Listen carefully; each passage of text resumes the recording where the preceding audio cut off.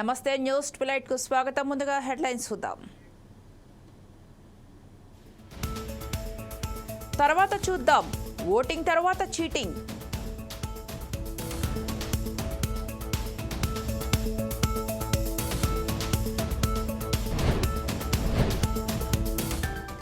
ఎర్రబెల్లి ఎటు మారుస్తారా రూటు?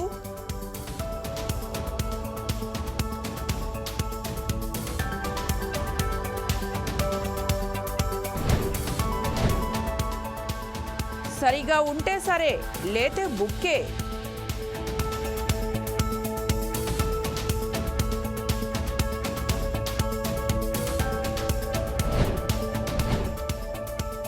పేదరికం ఓడింది, వైకల్యం విడిచింది.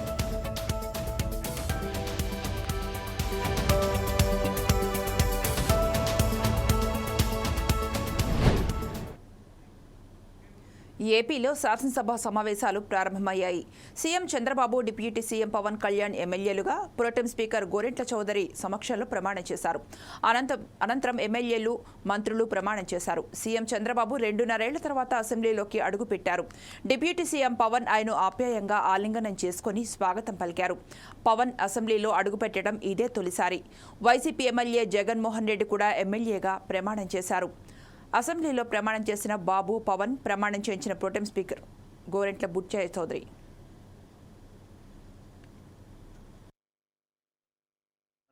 నేను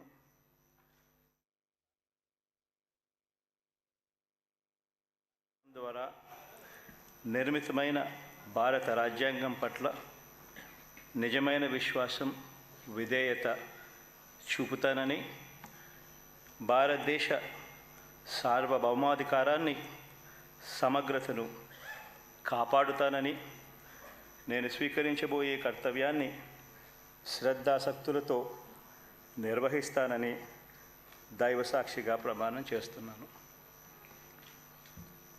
ఆంధ్రప్రదేశ్ శాసనసభ సభ్యుడైన వైఎస్ జగన్మోహన్ రెడ్డి అనే నేను సభా నియమాలకు కట్టుబడి ఉంటానని, వాటిని అనుసరిస్తానని, సభా మర్యాదలను పాటిస్తానని, సాంప్రదాయాలను గౌరవిస్తానని దైవసాక్షిగా ప్రమాణం చేస్తాను. తెలంగాణ రాష్ట్ర సాధన కోసం ప్రొఫెసర్ జయశంకర్ సార్ చేసిన పోరాటం మరవలేనిదని వరంగల్ పశ్చిమ ఎమ్మెల్యే నాయని రాజేందర్ రెడ్డి అన్నారు. నేడు ప్రొఫెసర్ జయశంకర్ 13వ వర్ధంతి సందర్భంగా హర్మకొండలోని ఏకశిలా పార్కులో గల ఆయన విగ్రహానికి వరంగల్ పశ్చిమ ఎమ్మెల్యే నాయని రాజేందర్ రెడ్డి పూలమాలలు వేసి నివాళులర్పించారు. నేటి యువత ఆయన స్ఫూర్తితో ముందుకు నడవాలని ఆయన తెలిపారు.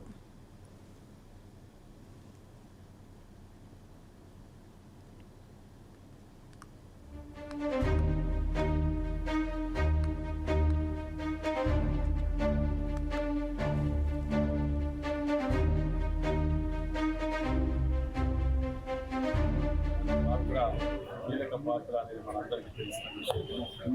వారి చరిత్రని జీవితకాలం మర్చిపోకుండా భవిష్యత్ తరాలకు అందించే విధంగా వారి యొక్క త్యాగం కానివ్వండి, వారి యొక్క తెలంగాణ ఉద్యమంలో వారి యొక్క ప్రయత్నం కానివ్వండి, ఆలోచన విధానాలు కానివ్వండి, నిజంగా కూడా మర్చిపోలేనటువంటి సందర్భం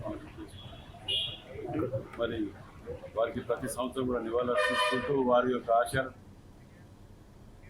అంబేద్కర్ కోనసీమ జిల్లా అల్లవరం మండలంలో టీడీపీ కార్యాలయం వద్ద ఎన్డీఏ కూటమి సంబరాలు జరుపుకుంది. ఎన్డీఏ కూటమి మొదటి ముఖ్యమంత్రిగా నారా చంద్రబాబు నాయుడు అడుగుపెడుతున్న సందర్భంగా అల్లవరం మండలం టీడీపీ కార్యాలయం వద్ద ఎన్డీఏ కూటమి నాయకులు, కార్యకర్తలు కేక్ కటింగ్ చేశారు. ఎన్టీ రామారావు విగ్రహానికి పాలాభిషేకం చేసి పూలమాలలు అలంకరించి భారీగా బాణసంచా కాల్చారు. ఈ సందర్భంగా అల్లవరం మండలం టీడీపీ అధ్యక్షుడు దెందులూరి సత్యనారాయణరాజు, సత్యబాబురాజు మాట్లాడుతూ ఎన్డీఏ కూటమి విజయానికి సహకరించిన ప్రతి ఒక్కరికి ధన్యవాదాలు తెలియజేశారు. అల్లవరం జనసేన పార్టీ అధ్యక్షుడు, బీజేపీ అధ్యక్షుడు తదితరులు పాల్గొన్నారు.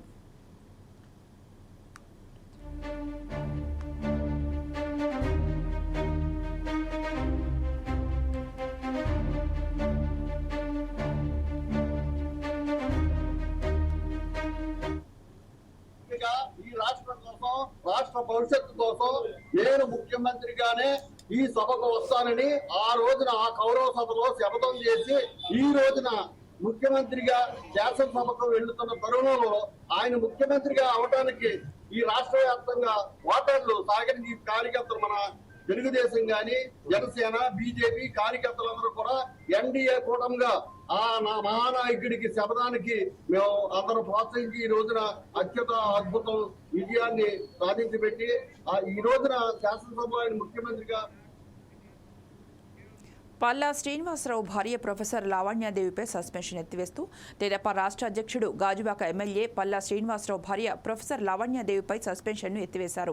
ఆమె ఆంధ్ర విశ్వవిద్యాలయం కంప్యూటర్ సైన్స్ విభాగంలో అసిస్టెంట్ ప్రొఫెసర్గా పనిచేస్తున్నారు. ఇటీవల జరిగిన ఎన్నికల్లో భర్త తరపున ప్రచారంలో పాల్గొన్నారన్న ఆరోపణలతో ఉన్నతాధికారులు అప్పట్లో లావణ్యాదేవిని సస్పెండ్ చేశారు.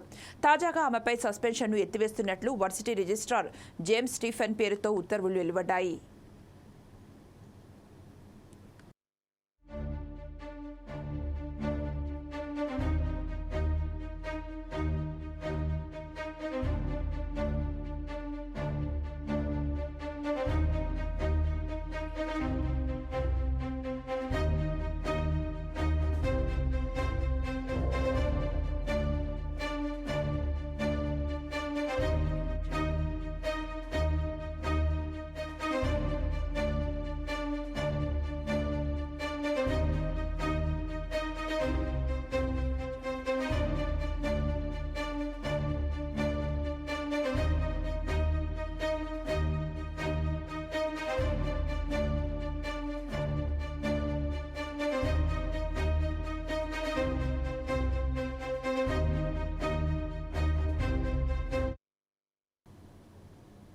పార్లమెంటు ఎన్నికలు ముగిసిన తర్వాత వరంగల్ జిల్లాలో పొలిటికల్ డ్రామాలు రక్తి కట్టిస్తున్నాయి. బీఆర్ఎస్ పార్టీ మాజీ మంత్రి ఎర్రబెల్లి దయాకర్రావు పార్టీ మార్పు వ్యవహారం హై డ్రామాకు దారితీసింది. తొలుత కారు దిగి కాషాయ కండువా కప్పుకోవడానికి ఎర్రబెల్లి దయాకర్రావు డిసైడ్ అయినట్లు వార్తలు గుప్పుమన్నాయి. అసెంబ్లీ ఎన్నికలలో బీఆర్ఎస్ పార్టీ అధికారంలోకి రాకపోవడం, ప్రజలలో కేసీఆర్ పాలనపై తీవ్రమైన వ్యతిరేకత వల్ల పార్టీ నాయకులు పక్క పార్టీల వైపు మొగ్గు చూపడం వంటి కారణాలతో పాటు మొన్న జరిగిన పార్లమెంట్ ఎన్నికలలో 17 ఎంపీ స్థానాలలో ఒక్క స్థానాన్ని కూడా గెలవలేకపోవడం ఎర్రబెల్లిని తీవ్ర అసహనానికి గురిచేసింది. కాంగ్రెస్ పార్టీ ఇన్ఛార్జ్ హనుమాండ్ల ఝాన్సీ రెడ్డిపై ఎలాగైనా తన ఆధిపత్యాన్ని నెగ్గించుకోవడం కోసం పార్టీ మారే ప్రయత్నాలు చేస్తున్నారని ఆరోపణలు లేకపోలేదు. వరంగల్ జిల్లాలో బీఆర్ఎస్ పార్టీని భూస్థాపితం చేసి కాంగ్రెస్ పార్టీకి మరింత బలాన్ని చేకూర్చే దిశగా బలమైన నేతగా ఉన్న ఎర్రబెల్లి దయాకర్రావును కాంగ్రెస్ పార్టీలోకి తీసుకోవాలని యోచనలో ఉన్నట్లు విశ్వసనీయంగా తెలుస్తోంది. రాష్ట్ర ముఖ్యమంత్రి రేవంత్ రెడ్డితో ఉన్న సన్నిహిత సంబంధాలు దృష్టిలో పెట్టుకుని ప్రభుత్వ సలహాదారు వేం నరేందర్ రెడ్డితో మంతనాలు జరిపినట్లు గుసగుసలు వినిపిస్తున్నాయి.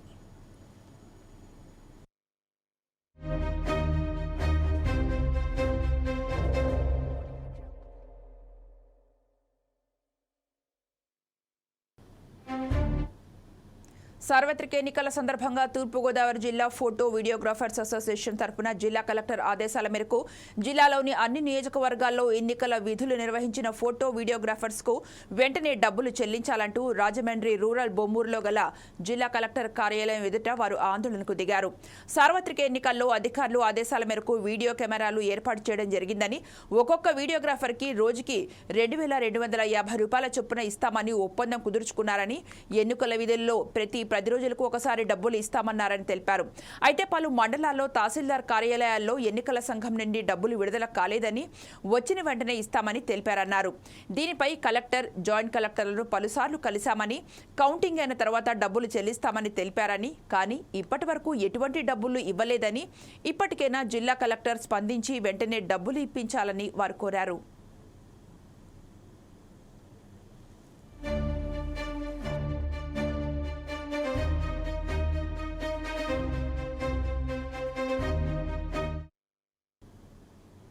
యోగా డే సందర్భంగా ఓ కళాకారుడు ఆకుపై వేసిన చిత్రాలు అబ్బురుపరుస్తున్నాయి. ఆకుపై యోగా ఆకారాలతో వేసిన చిత్రాలు నెట్టింట వైరల్గా మారాయి. నెటిజన్లు దీనిపై కామెంట్ల వర్షం కురిపిస్తున్నారు. అంతర్జాతీయ యోగా సందర్భంగా ప్రపంచవ్యాప్తంగా యోగా కార్యక్రమాలు ఘనంగా జరుగుతున్నాయి.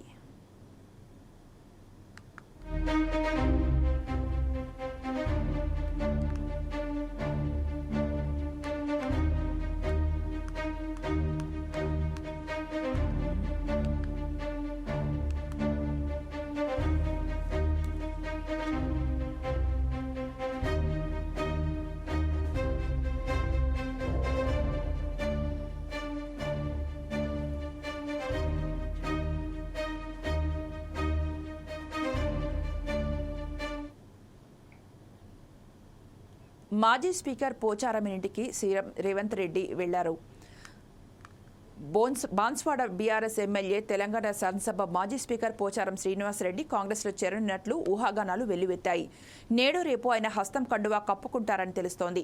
ఇప్పటికే సీఎం రేవంత్ రెడ్డితో ఆయన పలుమార్లు మంతనాలు జరిపారని సమాచారం. కాగా ఈ రోజు పోచారం నివాసంలో సీఎం రేవంత్ రెడ్డితో భేటీ అయ్యారు. సీఎం రేవంత్ రెడ్డితో పాటు మంత్రి పొంగులేటి కూడా ఉన్నారు.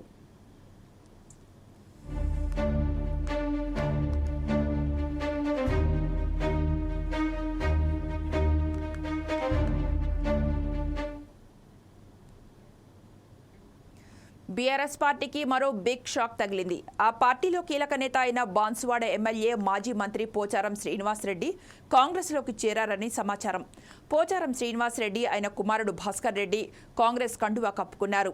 శుక్రవారం నాడు ముఖ్యమంత్రి రేవంత్ రెడ్డి, మంత్రి పొంగులేటి శ్రీనివాసరెడ్డి స్వయంగా పోచారం ఇంటికి వెళ్లారు. పార్టీలోకి రావాల్సిందిగా ఆహ్వానించారు. ఈ ప్రతిపాదనకు అంగీకరించిన పోచారం వెంటనే తన తనయుడితో కలిసి కాంగ్రెస్ పార్టీలో చేరారు. ఇవాళ రేపో జరగనున్న మంత్రివర్గ విస్తరణలో భాగంగా ఆయనకు మంత్రి పదవి ఇస్తారని సమాచారం.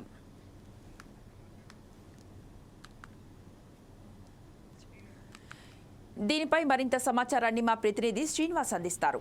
శ్రీనివాస్, చెప్పండి. శ్రీలక్ష్మి, ఏదైతే ప్రస్తుతం చాలా రోజులుగా కూడా పోచారం శ్రీనివాసరెడ్డి కాంగ్రెస్ పార్టీలోకి వెళ్తారనే ఒక ప్రచారం అయితే జరిగిన నేపథ్యంలో ఈ రోజు సీఎం కేసీఆర్ తో పాటు పొంగిరెడ్డి శ్రీనివాసరెడ్డి హైదరాబాద్ లోని పోచారం శ్రీనివాసరెడ్డి నివాసానికి ఆయన కలవడానికి వెళ్లి అక్కడ ఆహ్వానించారు పార్టీలోకి రావాలని.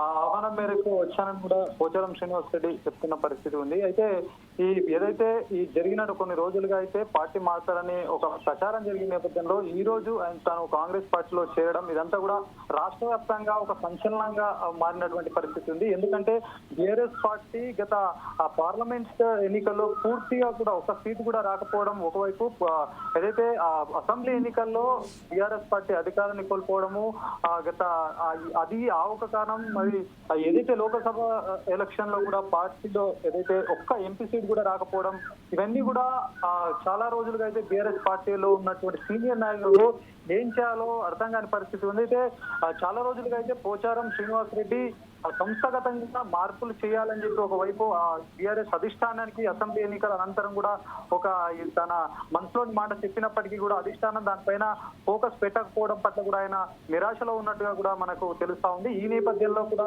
ఏం చేయాలి అనే ఒక కార్యకర్తలు ఒకవైపు అధికారంలో ఉన్నటువంటి పనులు కావాలన్నా కూడా బాన్సోడ్ నియోజకవర్గం అభివృద్ధి చెందాలన్నా, రైతులకు మేలు జరగాలన్నా, పార్టీ మారాలని కూడా కొంతమంది తనతో ఉన్నటువంటి వాళ్ళు చెప్పడము, ఆయన ఇదంతా రైతులకు సంబంధించినటువంటి అంశం కాబట్టి ఖచ్చితంగా ఆ రైతులకు న్యాయం చేయడానికైనా తన పార్టీ మారాలని తన మనసులో అనుకొని కూడా పార్టీలోకి చేరినట్టుగా కూడా ఆయన చెప్తున్నటువంటి పరిస్థితి ఉంది. అయితే తన కొడుకు ఏదైతే పోచారం భాస్కర్ రెడ్డి భవిష్యత్తు దృష్ట్యా కూడా ఆలోచించినట్టు కూడా మనకు తెలుస్తా ఉంది. అయితే పార్టీ అధిష్టానం అయితే తనకి సముచిత స్థానం ఇస్తాం త్వరలో అని చెప్పి ఒకవైపు రేవంత్ రెడ్డి చెప్పినప్పటికీ కూడా భవిష్యత్తులో తన కొడుకు ఏదైతే అసెంబ్లీకి సంబంధించిన బాన్స్వాడ నియోజకవర్గానికి సంబంధించి కూడా తన కొడుకు కూడా భవిష్యత్తులో ఎమ్మెల్యే టికెట్ ఇస్తారని కూడా ఒక పార్టీ నుంచి స్పష్టంగా కూడా అంతర్గతంగా ఇది ఈ విషయం చెప్పినట్టుగా కూడా మనకు తెలుస్తా ఉంది. ఏదేమైనప్పటికీ కూడా బీఆర్ఎస్ పార్టీ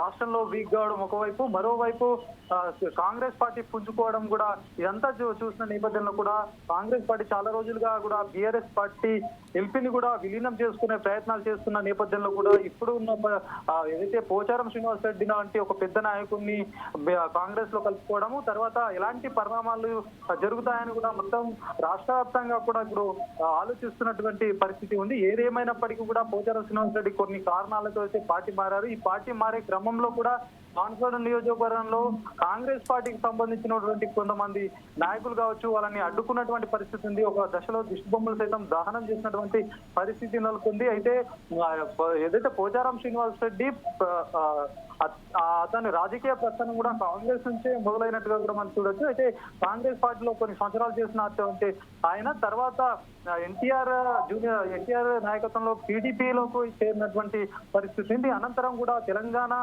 రాష్ట్రం అవతరణ సంబంధించి కేసీఆర్ ఉద్యమంలో పాటు ఈయన కూడా పాల్గొని తెలంగాణకు సంబంధించి కూడా తెలంగాణ రాష్ట్రం రావాలని కూడా అప్పుడు బీఆర్ఎస్ లో చేరడం ఇదంతా కూడా కాలక్రమేణా కూడా ఇన్ని తన సుదీర్ఘ రాజకీయ భవిష్యత్ అంతా కూడా రాజకీయంలో ఆయన తిరుగులేని నాయకుడిగా ఎదిగిన నేపథ్యంలో కూడా ప్రస్తుతం ఏదైతే బాన్స్వాడ నియోజకవర్గం నుంచి ఒక పెద్ద నాయకుడు, బాన్స్వాడకి కూడా ఒక మంచి రాష్ట్రంలో ఒక గుర్తింపు వచ్చిందంటే పోచారం శ్రీనివాస్ రెడ్డి చేసినటువంటి అభివృద్ధి అని కూడా చాలా మంది కూడా చెప్తా ఉంటారు. ఈ నేపథ్యంలో పెద్ద నాయకుడిని కనుక మనం కాంగ్రెస్ పార్టీలో చేర్చుకుంటే కాంగ్రెస్ పార్టీ బలానికి కూడా అనేక రకాలుగా తోడ్పడుతుందని చెప్పి సీఎం రేవంత్ రెడ్డి గారి సంబంధించినట్టు కాంగ్రెస్ పార్టీ నాయకులు కూడా చాలా రోజులుగా టచ్ లో ఉండి కూడా తనని కాంగ్రెస్ పార్టీలో చేరినట్టుగా కూడా చేసే విధంగా అయితే ప్రయత్నం చేశారు. ఆ ప్రయత్నాలన్నీ కూడా సఫలంగా మారి ఈ రోజు ఆయన పార్టీలో మారారు. ఏదేమైనప్పటికీ కూడా తన కుమారుని భవిష్యత్తు కూడా కాంగ్రెస్ పార్టీలో భవిష్యత్తు బాగుండడానికి కూడా ఏదో ఒక కారణం కావచ్చు, రైతులకు కూడా మేలు జరుగుతుందని అలాంటి కారణం కావచ్చు.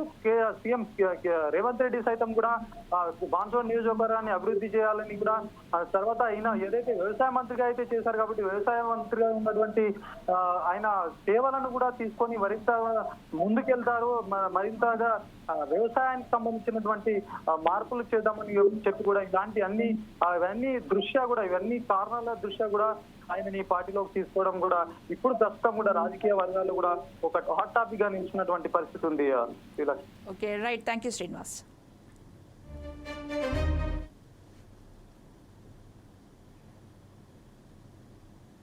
ఉమ్మడి ఖమ్మం జిల్లాలో పాఠశాలలు పునఃప్రారంభం కావడంతో ఫిట్నెస్ సర్టిఫికెట్లు మరియు అవసరమైన పత్రాలు లేని పాఠశాల బస్సులపై ప్రాంతీయ రవాణా అథారిటీ తన తనిఖీని పెంచింది.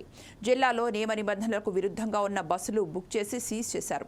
పదే పదే సూచనలు జారీ చేసినప్పటికీ చాలా పాఠశాలల బస్సులు అనవసరమైన పత్రాలు లేకుండా నడుస్తూనే ఉన్నాయి. అన్ని బస్సులు చెల్లుబాటు అయ్యే ఫిట్నెస్ సర్టిఫికెట్లను పొందే వరకు ఈ తనిఖీలు ఉంటాయని స్కూల్ మేనేజ్మెంట్లు ఫిట్నెస్ సర్టిఫికెట్లను పునరుద్ధరించడం మరియు ఫస్ట్ ఎయిడ్ బాక్స్ కలిగి ఉండటం, విద్యార్థులతో పాటు వెళ్లడానికి అటెండెంట్, చెల్లుబాటు అయ్యే హెవీ వెహికల్ డ్రైవింగ్ లైసెన్స్ ఉన్న డ్రైవరు మరియు 60 ఏళ్లకు మించిన వయోపరిమితితో సహా నిబంధనలు పాటించడం తప్పనిసరని అంటున్న రవాణా శాఖ ఇన్స్పెక్టర్ స్వర్ణలతతో మా ఖమ్మం జిల్లా 4 సైడ్స్ టీవీ ప్రతినిధి గోవింద్ ఫేస్ టు ఫేస్. ప్రస్తుతం మనతో పాటు స్వర్ణలత మేడం గారు. మేడం చెప్పండి, ప్రధానంగా ఈ బస్సుకు సంబంధించిన ఫిట్నెస్ ఏ విధంగా, నియమ నిబంధనలు ఏ విధంగా మేడం? ఫస్ట్ మనం బస్ కండిషన్ చూసుకోవాలండి. చూడండి ఫైర్ సంబంధించి కూడా ఇవి ఉన్నాయి. చూడండి ఫిట్టింగ్స్ కొత్త బస్సెస్కి ఇలా వస్తున్నాయి, ఇంత పాత బస్సెస్కి లేవన్నమాట. సో అలాంటి వాటికి ఏంటంటే ఫైర్ ఎక్స్టింగ్విషర్ సిలిండర్స్ ఉంటాయి కదా, అవి కంపల్సరీ ఉండాలి. తర్వాత ఫస్ట్ ఎయిడ్ కిట్ ఉండాలి. ఇక సిలిండర్ కూడా చూడండి, ఫైర్ ఎక్స్టింగ్విషర్. తర్వాత ఎమర్జెన్సీ ఏమైనా ప్రమాదం జరిగినప్పుడు పిల్లలు బయటికి తప్పించుకోవడానికి ఎమర్జెన్సీ ఎగ్జిట్ కూడా అక్కడ ఉంది చూడండి ఒకసారి. అయితే మీరు అంటే గతంలో చూసినట్టయితే మనకి దాదాపు జిల్లా వ్యాప్తంగా కూడా 500 బస్సులు కూడా వస్తుంటుంది. ఇప్పటివరకు ఎన్ని బస్సులు చెక్ చేస్తాము? అరౌండ్ 150 దాకా చేసామండి. అంటే కొన్ని వెహికల్స్ అంటే చేసిన ఓన్లీ ఎఫ్సీ ఇష్యూ అయినవి 150+ చేస్తాము.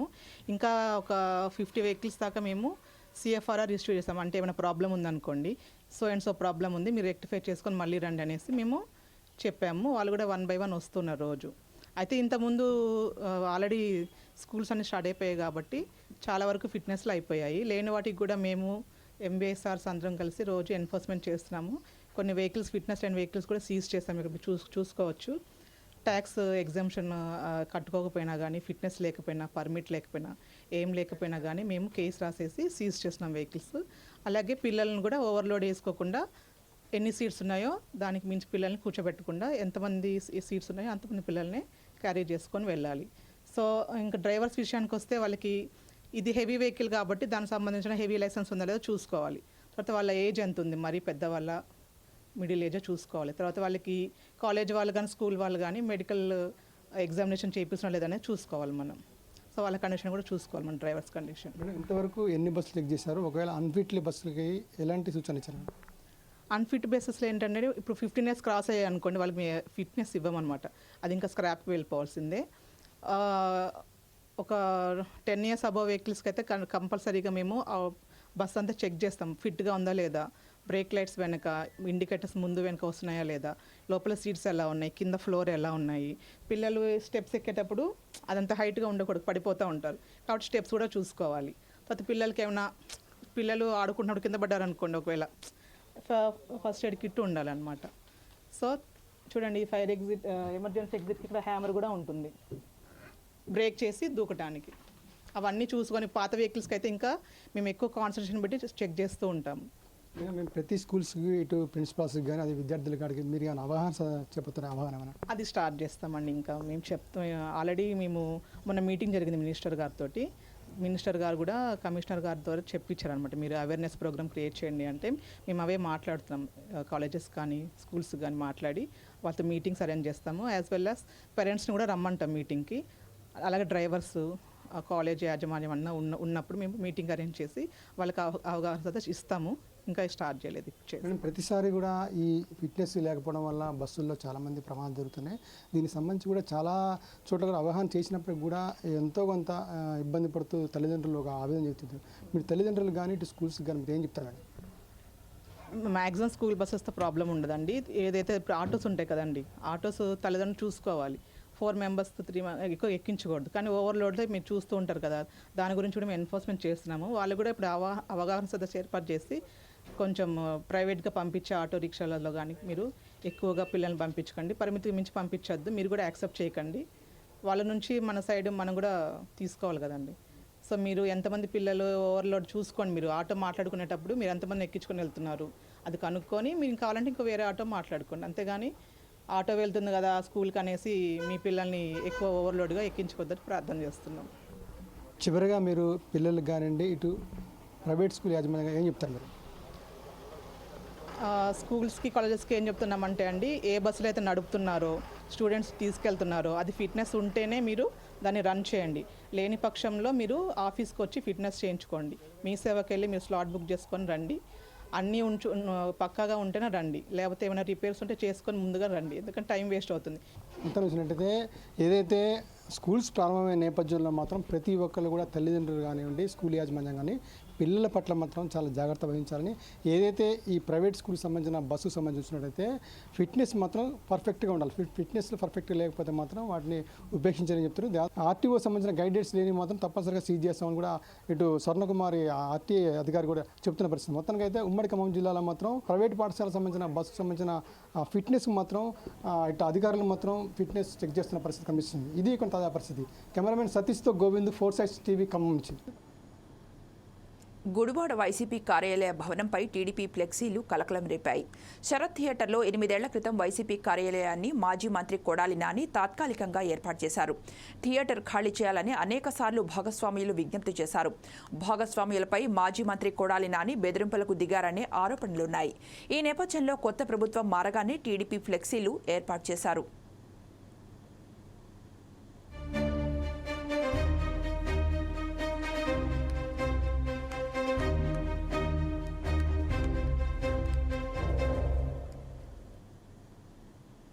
బీఆర్ఎస్ పార్టీకి ప్రజలు ఓట్లతో బుద్ధి చెప్పారని నల్గొండ ఎంపీ కందూరు రఘువీర్ అన్నారు. ఎన్నికల్లో ఇచ్చిన హామీలను కాంగ్రెస్ అమలు చేస్తోందని ఆయన తెలిపారు. ఛత్తీస్గఢ్ విద్యుత్ ఒప్పందంపై జ్యుడిషియల్ కమిషన్ వేస్తే బీఆర్ఎస్ తప్పేంటని ఆయన ప్రశ్నించారు. ముగిసిన తర్వాత మళ్ళీ రేపు 24 నుంచి పార్లమెంట్ సమావేశాలు మొదలు కాబోతున్నాయి. 24, 25 తారీఖుల్లో పార్లమెంటు సభ్యునిగా ప్రమాణ స్వీకారం చేయబోతున్నాను. కాబట్టి ఈరోజు వచ్చి పెద్దలు దామోదర్ రెడ్డి గారి ఆశీర్వాదం తీసుకోవాలి అనే ఉద్దేశంతో, ముఖ్య ఉద్దేశంతో ఈరోజు సూర్యాపేటకు రావడం జరిగింది. సరే, ఈ సందర్భంగానే ఇంకొక విషయం కూడా, సూర్యాపేట నియోజకవర్గ ప్రజలు కూడా నన్ను భారీ మెజార్టీతోని 70,000 మెజార్టీతోని కూడా ఆశీర్వదించడం జరిగింది. దానికోసం కృషి చేసిన ప్రతి ఒక్క కార్యకర్తలు, నాయకులు అందరినీ ఒకసారి కలుసుకోవాలి, వాళ్ళందరికీ కూడా ధన్యవాదాలు తెలపాలి అనే ఉద్దేశంతో కూడా రావడం జరిగింది. వాళ్ళందరికీ కూడా ఇక్కడ పనిచేసినటువంటి ప్రతి ఒక్క నాయకులు, కార్యకర్తలకు అందరికీ నా ప్రత్యేక ధన్యవాదాలు. అలాగే వాళ్ళందరినీ కూడా ముందుండి నడిపినటువంటి పెద్దలు దామోదర్ రెడ్డి అంకుల్కి నా ప్రత్యేకంగా నా ధన్యవాదాలు తెలియజేస్తున్నాను. అంతేకాదు, ఇందాక లోపల ఉన్నప్పుడు దామోదర్ రెడ్డి అంకుల్ కూడా సూర్యాపేట నియోజకవర్గానికి సంబంధించిన కొన్ని సమస్యల విషయాలు కూడా చెప్తా ఉండే. ఎలక్షన్ల సందర్భంగా కూడా నేను చెప్పిన, సరే అనుకోని పరిస్థితుల్లో ఇక్కడ అసెంబ్లీ మేము ఓడిపోవాల్సి వచ్చింది.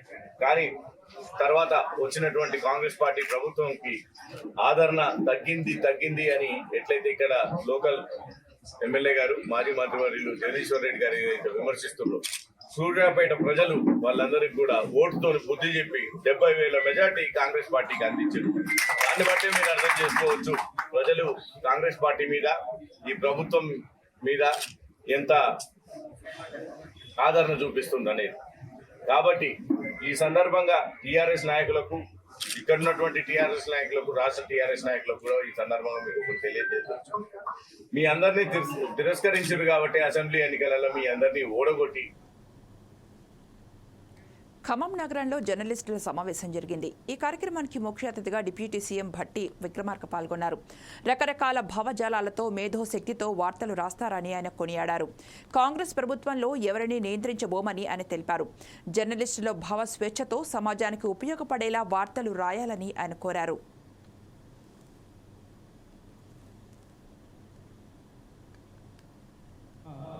పుట్టినిల్లు ఖమ్మం జిల్లా. అటువంటి ఖమ్మం జిల్లాలో 3వ మహాసభలు మీరు ఇక్కడ జరుపుకోవాలని నిర్ణయం తీసుకొని జరుపుకుంటున్నందుకు మీ అందరికీ నా హృదయపూర్వకమైనటువంటి ధన్యవాదాలతో పాటు జిల్లాకు సంబంధించినటువంటి వర్కింగ్ జర్నలిస్టులు నాయకత్వం బాధ్యతలన్నింటినీ మీదేసుకొని రాష్ట్ర వ్యాప్తంగా ఉన్నటువంటి నాయకత్వాన్ని ఇక్కడ పిలిపించి ఈ కార్యక్రమాన్ని దిగ్విజయంగా సాగించినందుకు మా జిల్లా నాయకత్వానికి కూడా నా హృదయపూర్వకమైనటువంటి అభినందనలు. వర్కింగ్ అంటే union of working journalist union Telangana అనేక మంది సీనియర్ జర్నలిస్టు రకరకాల పత్రికల్లో పనిచేసేటువంటి సుదీర్ఘ జర్నలిస్ట్ అనుభవాలు కలిగినటువంటి వాళ్ళు, రకరకాల భావజాలాలతో మీకున్నటువంటి మేధో సంపత్తితో పత్రికలకి వార్తలు రాయటమే కాకుండా సమాజానికి పనికొచ్చేటువంటి సందేశాలను కూడా ఇచ్చేటువంటి మేధావులు. అందుకే ఈ జర్నలిస్టులందరినీ జర్నలిజాన్ని 4th ఎస్టేట్గా ప్రజాస్వామ్యాన్ని నిలబెట్టేటువంటి 4th ఎస్టేట్గా గొప్పగా చెప్పుకుంటాం మన భారతదేశం. అటువంటి 4th ఎస్టేట్గా ఉన్నటువంటి మీరందరూ తెలంగాణ రాష్ట్రానికి అందుబాటులో ఉన్నటువంటి మేధావులు. ఈ మేధస్సు అంతా తప్పనిసరిగా ఈ సమాజానికి పెద్ద ఎత్తున ఉపయోగపడాలని బలంగా కోరుకునేటువంటి వాళ్ళు మేమంతా. మీరు కూడా సరే రాష్ట్ర హితవు కోసం ప్రత్యేక రాష్ట్ర ఉద్యమంలో పెద్ద ఎత్తున పాల్గొని తద్వారా రాష్ట్ర ప్రయోజనాలు పెద్ద ఎత్తున జరుగుతాయని ప్రత్యేక రాష్ట్రం వస్తే ఇక్కడ ఉన్న వనరులు, ఆస్తులు, స్వయం పరిపాలన, ఆత్మగౌరవం, ఉద్యోగాలు అన్నీ వస్తాయని ఆశించి పెద్ద ఎత్తున పాల్గొన్నారు, పోరాటం కూడా చేశారు, అనేక కేసులు కూడా ఎదుర్కొన్నారు. ఆశించిన మేరకు సిద్ధించిన తెలంగాణలో గత 10 సంవత్సరాలు జరిగినటువంటి విధ్వంసం మీ అందరికీ తెలియదు కాదు. పత్రికా రంగం అంటేనే ఫ్రీడమ్ ఆఫ్ ఎక్స్ప్రెషన్, భావస్వేచ్ఛ. 10 సంవత్సరాలు తెలంగాణ రాష్ట్రంలో భావస్వేచ్ఛకే. జయశంకర్ భూపాలపల్లి జిల్లా రేగొండ మండలం పెద్దంపల్లి గ్రామంలో నిరుపేద కుటుంబానికి చెందిన రాజు తెలంగాణ T20 టోర్నమెంట్కి సెలెక్ట్ అయ్యాడు. నిరుపేద కుటుంబాల్లో జన్మించిన రాజు పుట్టుకతో చెవిటి మరియు మోగవాడు. 1వ తరగతి నుండి 10వ తరగతి వరకు తమ గ్రామంలో విద్యను అభ్యసించి పరకాల పట్టణంలో ఇంటర్ పూర్తి చేశాడు. చిన్నప్పటి నుంచి క్రికెట్ అంటే చాలా ఇష్టం. మండల స్థాయి నుండి జిల్లా స్థాయికి, జిల్లా స్థాయి నుండి రాష్ట్ర స్థాయికి క్రికెట్ ఆడుతూ నేడు రాష్ట్రంలో జరుగుతున్న T20 క్రికెట్కు సెలెక్ట్ అయ్యాడు. పట్టుదలతో శ్రమించి క్రికెట్కు సెలెక్ట్ కావడం చాలా సంతోషమని రాజు తల్లిదండ్రులు అంటున్నారు. రాజు కుటుంబ సభ్యులు మరియు మిత్రులతో మా వరంగల్ ప్రతినిధి సుధాకర్ ఫేస్ టు ఫేస్. ఉన్నాము. ఈ గ్రామంలో ఒక ఆనిముత్యం ఉంది. పుట్టి నుండి మూగవాడు, చెవిటివాడు, కానీ ఈరోజు విజయకేతనం ఎగిరిపోతున్నాడు. T20 తెలంగాణ స్టేట్ నుంచి వెళ్ళి క్రికెట్కి సెలెక్ట్ అయ్యాడు. మనతో ఉన్న రాజు. అసలు ఏంటి తెలుసుకునే ప్రయత్నం చేద్దాం. ఈ రోజుల్లో ఎవరైనా పుట్టుకతోటి మాటలు రాకపోతే వాళ్ళ తల్లిదండ్రులు మూగవాడు గుడ్డివాడిని పక్కన నడుస్తారు. కానీ ఆ తల్లి తన కుమారుడిని ఎక్కడికో పై అంతు తీసుకెళ్ళని చూసింది. ఈరోజు రాష్ట్రం మొత్తం అతని కోసం ఎదురు చూస్తుంది. తెలుసుకునే ప్రయత్నం చేద్దాం. పాప మనోడు ఏం మాట్లాడాడు, మనతోటి వాళ్ళ తల్లి అలాగే వాళ్ళ మిత్రులను వాళ్ళు అడిగే ప్రయత్నం చేద్దాం. చెప్పండి అమ్మా, మీ పేరేం పేరమ్మా? నా పేరు పూలమ్మ సార్. నీకు ఎంతమంది కొడుకులమ్మా? నాకు 3 కొడుకులు సార్. మీ చిన్న కొడుకు ఇప్పుడు సెలెక్ట్ అయింది. చిన్న కొడుకు. మీకు ఎలా అనిపిస్తుందా అంట? మాకు సంతోషం అనిపిస్తుంది సార్. అంటే మీ కొడుకు ఎప్పటి నుంచి ఆడుతానమ్మా ఈ ఆట? మా కొడుకు 10 చిన్నప్పటి నుంచే ఆట బాల్ ఆడేది, బాల్ ఆడినాక బాట ఆడేది సార్. ఇప్పుడు ఎలా ఉందన్న? మీ కొడుకు ఎక్కడికో T20 సెలెక్ట్ అయ్యాను కదా, అంటే రాష్ట్రాలకు పోతున్నాడు, వేరే రాష్ట్రాలకు ఆట ఆడుతున్నాడు, అక్కడ గెలిచి వస్తున్నాడు, 2-3 మెడల్స్ వచ్చాయి. మీకు ఎలా అనిపిస్తుంది ఇక్కడికి వచ్చినప్పుడు? సంతోషం అనిపిస్తుంది సార్. అంటే గతంలో బాబు సెలెక్ట్ కాకముందు చిన్నప్పుడు అంటే ఇప్పుడు వినబడదు, మాట్లాడలేవు కదా, అప్పుడు ఎలా అనిపించింది? బాధ అనిపించింది? ఇప్పుడు ఎలా బాధ అనిపించింది, ఇప్పుడు సంతోషం అనిపిస్తుంది సార్. ఓకేనమ్మా. అంటే మీ కొడుకు ఇక్కడ గెలిచి ఇక్కడికి వచ్చిన తర్వాత మీ ఊళ్ళో కానీ మీ చుట్టుపక్కల కానీ మీ కొడుకు ఏ విధంగా స్వాగతం పలుకుతున్నారు? మంచిగా గెలిచిండట కదా అనేది పలుకుతున్నారు సార్. సో వాళ్ళ అమ్మ అంటే ఏఎన్సీ ఉన్న ప్రాంతము పల్లెటూరులో వాళ్ళకి మాట్లాడే పరిస్థితి. వాళ్ళ మిత్రుడు మనతో ఉన్నాడు, వాళ్ళు అడిగే ప్రయత్నం చేద్దాం. వీళ్ళ స్నేహితులతోటి తిరిగేటప్పుడు ఏ విధంగా పాల్పంచుకునేవాడు, ఈరోజు అతను T20 సెలెక్ట్ అయిన తర్వాత వాళ్ళ స్నేహితులు ఏ విధంగా ఈ సంతోషాన్ని షేర్ చేసుకుంటే తెలుసుకుందాం. బ్రదర్ నమస్తే. ఏముందండి మీతోనే మీ మిత్రుడు రాజు T20 సెలెక్ట్ అయ్యాడు, అది ఒక పల్లెటూరు నుంచి వెళ్ళి రాష్ట్రాలకు వెళ్ళి గేమ్ ఆడుతున్నాడు, మీకు ఎలా అనిపిస్తుంది? చాలా సంతోషంగా ఉన్నది. చిన్నప్పటి నుండి మాతో మంచిగా క్రికెట్ చాలా నేర్పించాడు, మంచిగా హుషారుగా ఉన్నాడు.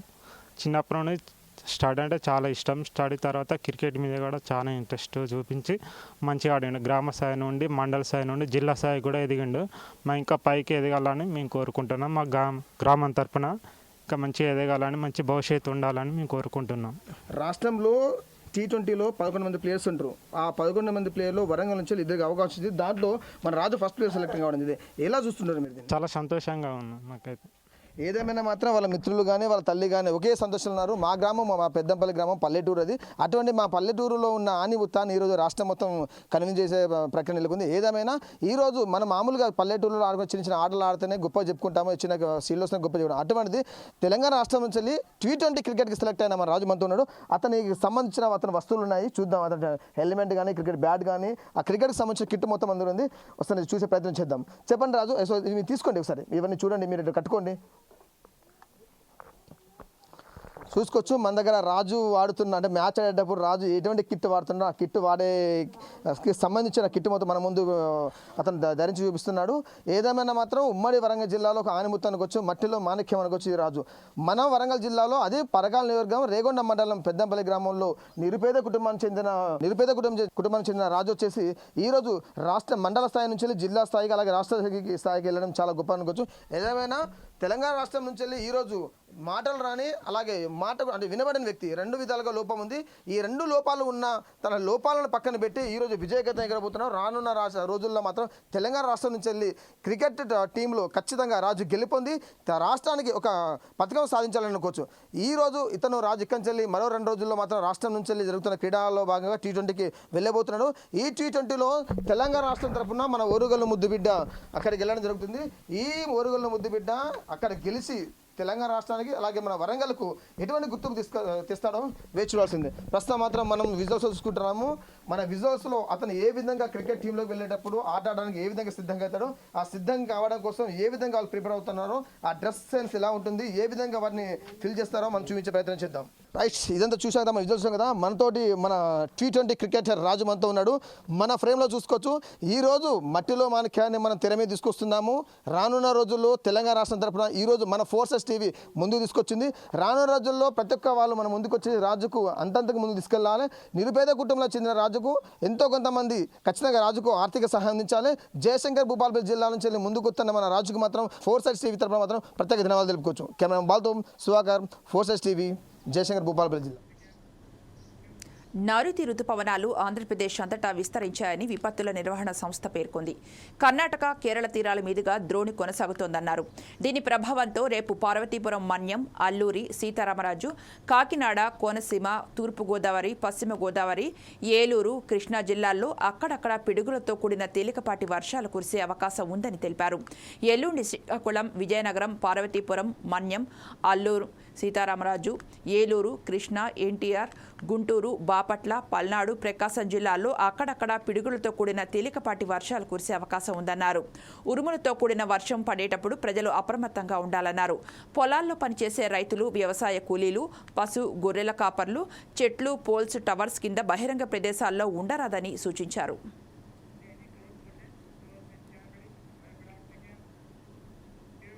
ఈ బులెటిన్ ఇంతటితో సమాప్తం. చూస్తూనే ఉండండి 4 Sides TV.